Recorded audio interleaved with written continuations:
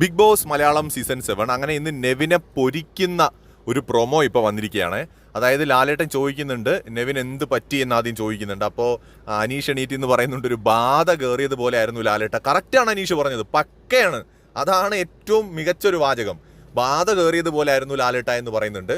എന്ത് പണിഷ്മെന്റ് എന്ത് ചെയ്യണം അനീഷ് എന്ന് ലാലേട്ട അനീഷിൻ്റെ അടുത്ത് ചോദിക്കുമ്പോൾ അനീഷ് പറയുന്നുണ്ട് എനിക്ക് എന്ത് ചെയ്യണമെന്ന് എനിക്ക് അറിയില്ല ലാലേട്ട. അപ്പോൾ ലാലേട്ടൻ പറയുന്നുണ്ട് എനിക്കറിയാം, നെവിൻ ഈ ആഴ്ച എവിക്ഷന് പുറത്ത് പോയില്ല എന്നുണ്ടെങ്കിൽ അപ്പോൾ എന്ത് ചെയ്യണമെന്ന് ഞാൻ പറയും എന്ന് ലാലേട്ടൻ പറയുന്നുണ്ട്. എന്ന് വെച്ചാൽ ലാലേട്ടൻ ഈ വിഷയം സീരിയസ് ആയിട്ട് തന്നെയാണ് എടുത്തിരിക്കുന്നത്.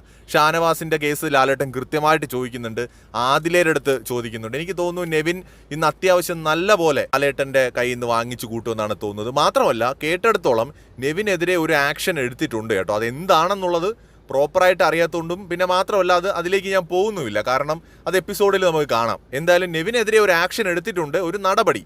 അത് എന്ത് നടപടിയാണെന്നുള്ളത് വ്യക്തമല്ല, നമുക്ക് എപ്പിസോഡ് വരെ കാത്തിരിക്കാം.